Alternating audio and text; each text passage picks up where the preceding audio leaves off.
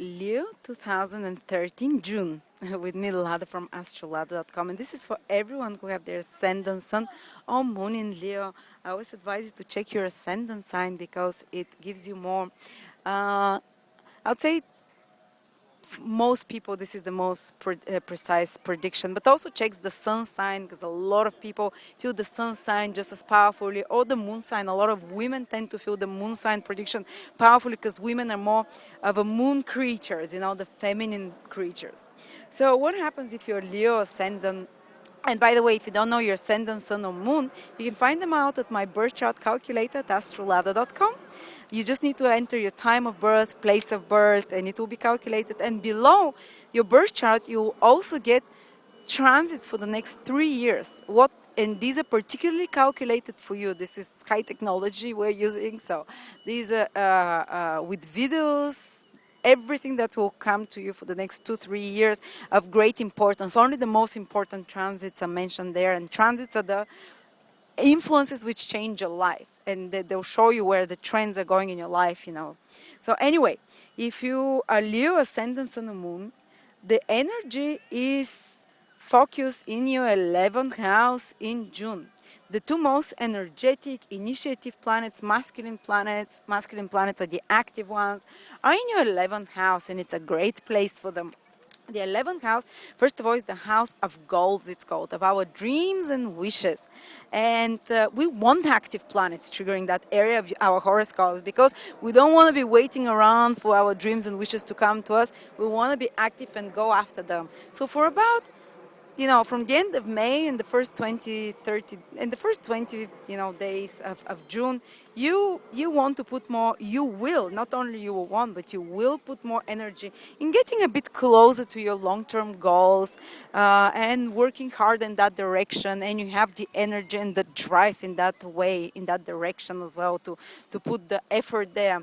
11th house also rules titles and honors. So, some of you might be working extremely hard in that direction during June, or get a step closer due to their own actions and due to their own initiative to achieving those titles and honors, or those promotions even, or those recognition from society. 11th house rules society on the general. And it's most important, recognition is how others regard our job or how others regard us, or our achievements. So this is where the activity is happening in June for you.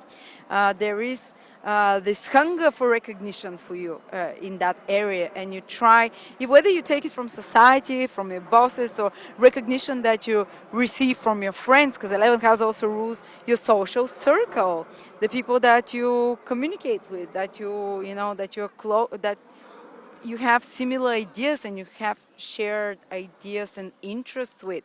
So if you get invited somewhere, for example, in a party or in some fundraiser or somewhere on a concert where you have to go with bigger groups of people, I'll tell you to go there, because actually you will be active, or you will probably get involved in such group activities with larger groups of people, whether sports or whether some idealistic activity, or just getting together with friends and going to the park.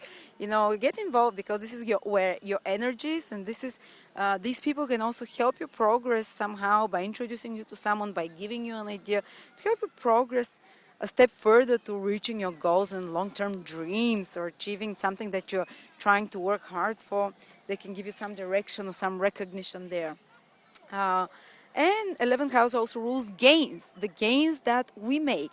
It's not gains that you win from the lottery, or it's not gains that someone gives to you. It's something that you've earned and you've worked hard for. It's the money that you receive from your salary, for instance. It's the money that your business makes, the things that you've made yourself, the actions that you've put into something. This is the returns of those actions. This is the financial remuneration, the house of financial remuneration of your own actions. And with those planets, they're active masculine planets, you can become much more active in pursuing new sources of gain, for instance, or in increasing your gains, just much more focus in that direction. And there is a lot of activity happening there around those areas. And also, Mars is a little bit of an abrasive planet, so be careful that you're not too pushy when it comes to friendships or in such social circumstances. Or it can be the opposite. You can attract the Mars energy from those people, like some friends or some acquaintances, or the social circle can be a little bit, can push your buttons or step on your toes a little bit, but this is nothing too dangerous. It lasts for about a month and a half, so just be more cautious in that area. Otherwise, it's a very good influence. And we have the two beautiful planets, two very gentle planets in your 12th house. And whatever gentle planets are, this is where we get our pleasure from. This is where we get more enjoyment from that area of life. And the 12th house is the house of retreat. It's the house of taking it easy, of taking a break, of relaxing. So it's a very auspicious time for meditation, for walks in the park, for focusing on your feelings, on your inner world as well. This is where you get peace from. This is where you feel most safest, because two beautiful planets are triggering this area of your life. 12th house also rules your private activities, the things that you do hidden away from people, So Venus is the planet of relationships this month. So some of you might be entertaining the thoughts of some private, more personal relationships, a bit more intimate, private, personal relationships. Just be careful not to get involved in love triangles, or in such more impossible situations, such hidden situations. Or just some of you might be, 12th house is the house in ancient astrology of bed pleasures, so it's time that is good for those fun activities that you do alone with your partner, So it can be a more enjoy. You can get more enjoyment out of this. And 12th house is also things that you do alone, like reading, like meditating, like things that you do to escape reality, to escape the harsh realities of life, to escape the material world. So this is spiritual studies, or this is watching TV, this is reading a book, or writing something creative, So if you're especially creative, in a creative career or in creative pursuits, you gain a lot of pleasure and a lot of inspiration this month, because 12th house is a very inspirational house when it's triggered by beautiful, easy planets. And you will also gain peace of mind through those activities. So I would advise you, every time you start feeling a bit more stressed, Leos, retreat and do something alone. Go to the 12th house, because this is where you have the positive influences coming for you this month. And as we said, 12th house is private pleasures. It's things you do on your own, hidden, or mostly with another partner, the bad pleasures there. Or read a book, but don't do escapism in the negative way. Like, don't go get drunk, don't go, to some such extreme. Or go on a holiday. 12th house is faraway lands. So when Venus, such a beautiful planet, and Mercury triggers it, you going on a holiday will be a very auspicious endeavor that you do. It will be something that brings you pleasure. And 12th house is also house of expenses, of spending.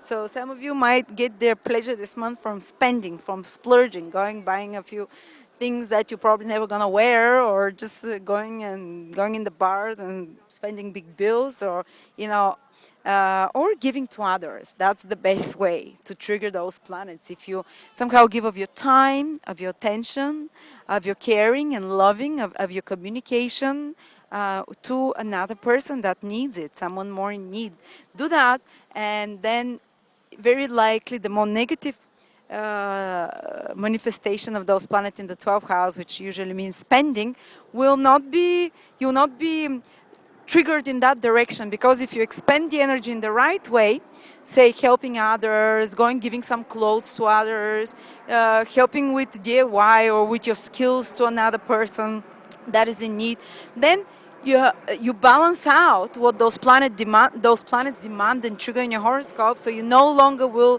have some sudden expenses, which usually indicate when the 12th house is triggered, or you no longer will spend money on something stupid that you'll regret later. But again, spending will be another way of respite and release for you this month. And as I said, more private, hidden things will bring you a sense of joy.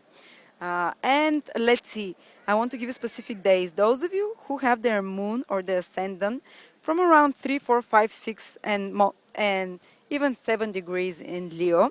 Or those who are born from about the 26th till the 30th of July, they're having Saturn transit. And it's not so easy. Saturn transit, a transit always overpowers all other influences that I talked about. So you'll mostly, if you have those degrees in your horoscope, you'll be mostly feeling the Saturn influence. And for instance, if it's your ascendant there, that is from 3 to about 7 degrees, you might have some tensions in relationships, in interpersonal relationships, some discontent there. Some relationship might fall apart, and you might be feeling not so good about yourself because the ascendant is the self, but it also has relevance to relationships. So be careful in that area. Or some business relationships as well might be in tension and might be tested, and only the more valid ones will survive. Uh, if it's your moon from those degrees, it's your emotional well-being that is a bit tested. You know how emotionally you feel connected to others. Also, relationships are likely to be affected during this period as well, because moon has direct connection to relationships, especially with women, or emotional relationships of any kind. Feelings of loneliness are more possible because the moon is how well you feel connected, how well you feel belonging, how happy you feel in the moment. So sense of happiness is challenged a little bit, and the person becomes more serious, more hard on themselves, a bit more negative. So try to connect more with the sun, because the sun counterbalance Saturn effect.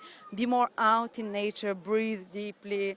Try not to be too negative. Try to some positive visualizations. Venus and Mercury in the 12th house will help you with those spiritual visualizations or more spiritual introspective activities, which can help you raise the vibration, which Saturn tends to bring low a lot. Or if it's your sun from the 26th to the 30th of July, some of your plans might go awry, some difficulties with career, with bosses, with authority figures, with male figures in your life, with your own self-esteem and self-image.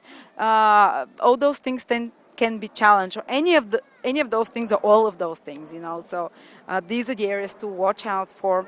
And Saturn requires from you to be very hardworking, to be persevering, to live day by day, doing the most you can with the resources of the day, and don't project too much into the future because you start feeling negative. It's not time now to think more globally, because the mind is more negatively inclined. Just try to take each day step by step. It's a little bit of a drudgery while Saturn is around. Life is sucked out of the excitability that is normally around. I went through Saturn transit last year, and but you can be very productive because Saturn is the planet of work, of hard work, so you can get a lot of things done right now. And you can have much more responsibilities than at other times. So thank you so much, Leos. And I hope you enjoyed this prediction. Thank you.